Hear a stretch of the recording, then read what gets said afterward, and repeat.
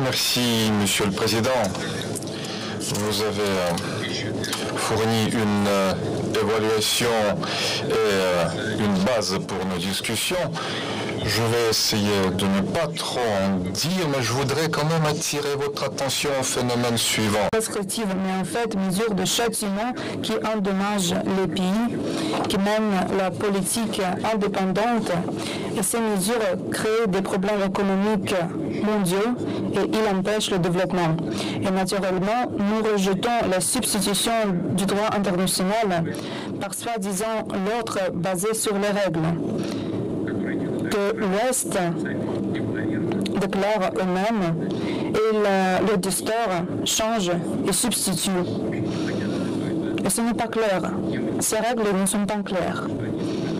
Et elles sont utilisées par des pays séparés à ses propres fins égoïstes. Ils sont distordus à cause de la conjoncture politique.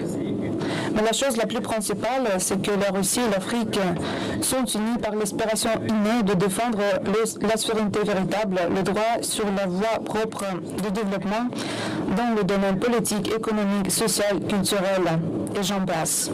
Et cette aspiration de l'indépendance de la souveraineté ne signifie pas l'auto-isolation, mais il envisage la transparence, la coopération des États indépendants, les États qui sont égaux dans leurs droits. La souveraineté, ce n'est pas une acquis d'une fois. Il faut la défendre. Et à cet égard, je voudrais mentionner les paroles de Nelson Mandela. Il a dit, ne jugez pas sur mes succès. Jugez-moi sur le nombre de fois où je suis tombé et où je me suis relevé à nouveau. Il faut défendre la souveraineté d'État, jamais baisser les bras et reculer sur la pression externe. Et être indépendante, défendre la souveraineté et participer d'une manière active à la formation du système multipolaire basé sur l'égalité des États. Et je suis convaincu que la Russie et l'Afrique y sont solidaires. Il est à noter que, sous nos yeux, le continent africain devient un centre nouveau de force et son rôle politique et économique augmente exponentiellement. Et tout le monde doit le prendre en considération.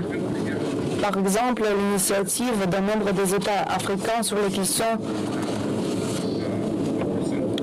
questions du règlement ukrainien. C'est un problème aigu, bien sûr, et cela parle de beaucoup de choses. Auparavant, toutes les missions de médiation ont été monopolisées par les États avec, soi-disant, la démocratie développée. Maintenant, à l'époque actuelle, l'Afrique est prête à résoudre les problèmes qui, on disait, sont hors de la zone de son intérêt. Nous respectons vos initiatives et nous allons les prendre en considération.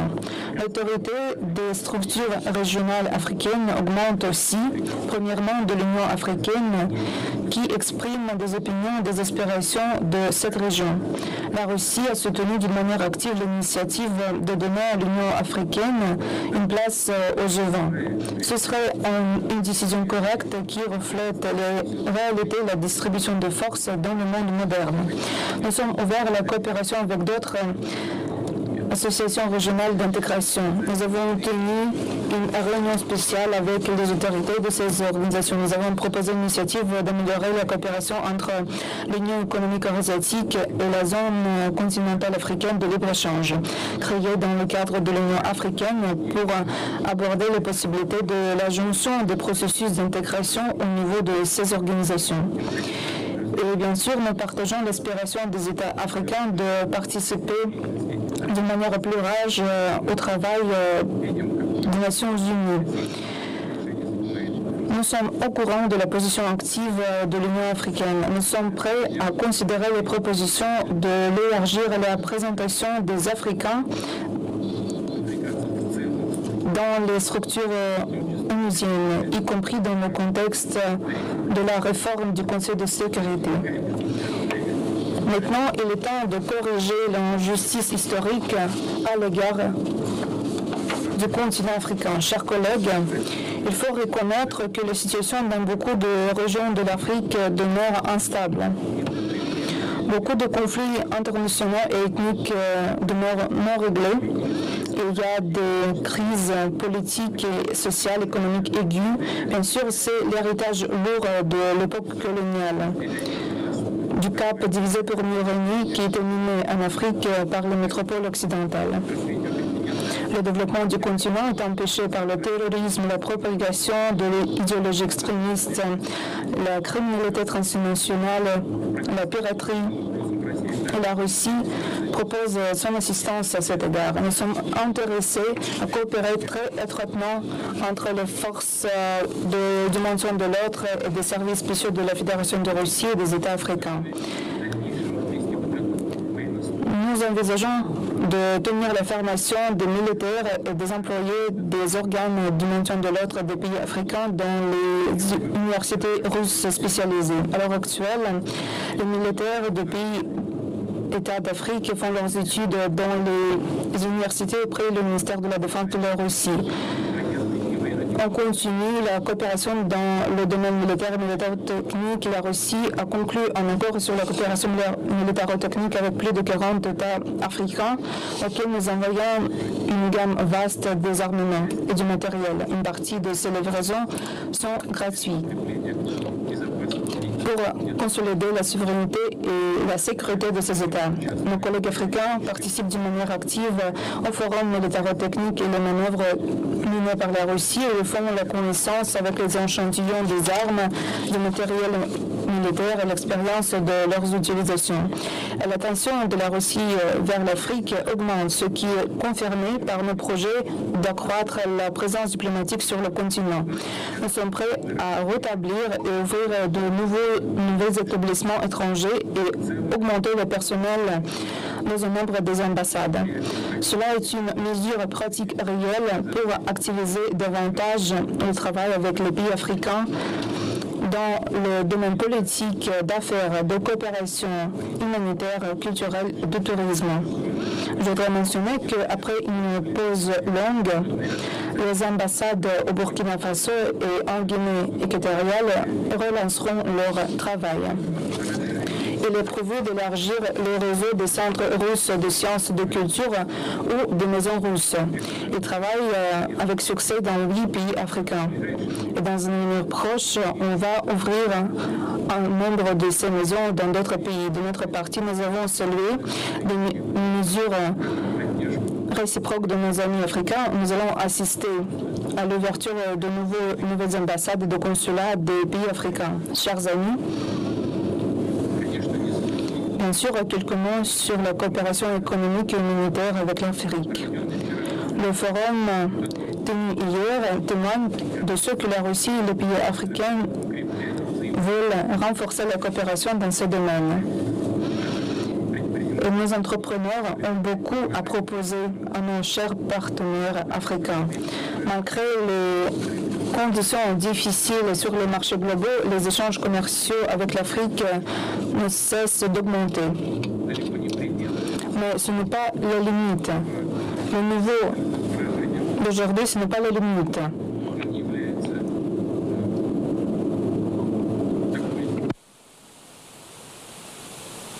C'est un objectif que nous devons nous fixer. L'augmentation des échanges commerciaux russo-africains vont être facilitées par la transition dans les transactions sur les devises nationales, amélioration de nouvelles chaînes du transport et de la logistique. Nous comprenons l'importance de la livraison continue des produits alimentaires pour le développement social et économique et le maintien de la stabilité politique des États africains. Nous augmentons la livraison des produits alimentaires en Afrique. En 2022, nous avons envoyé 11,1 millions de tonnes de céréales aux pays africains.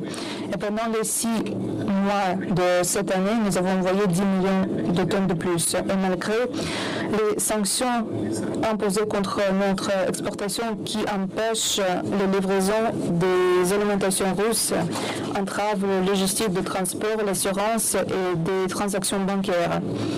Il est à souligner, vous, chers amis, pouvez être sûr que la Russie va être un fournisseur responsable des produits agricoles.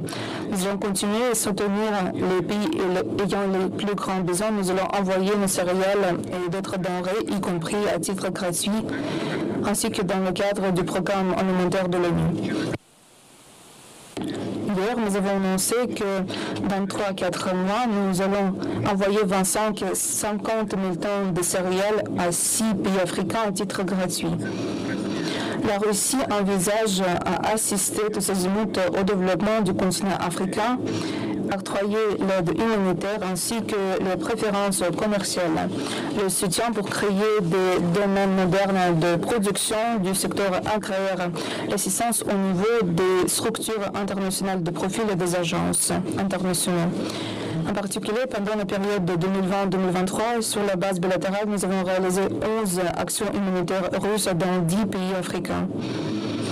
Nous étions les premiers qui ont aidé les pays du continent pendant la pandémie du coronavirus. Nous avons envoyé à titre gratuit des millions de tests, envoyé des laboratoires mobiles qui étaient munis par l'équipement et un centre pour examiner les infections. La Russie applique les efforts pour mitiger le fardeau de dette des pays d'Afrique. À l'heure actuelle, la somme de dettes annulées constitue 23 milliards de dollars. Nous allons octroyer à ces fonds de leur développement 90 millions de dollars de plus. Pour conclure, je voudrais souligner encore une fois que nous sommes prêts sincèrement, main dans la main, travailler avec nos amis africains, bâtir la coopération et le partenariat musulman profitable et stratégique. Nous apprécions les relations avec chaque pays africain et avec le continent à part entière. Nous sommes convaincus de notre futur fructueux de ces relations dans le monde multipolaire. Je vous remercie.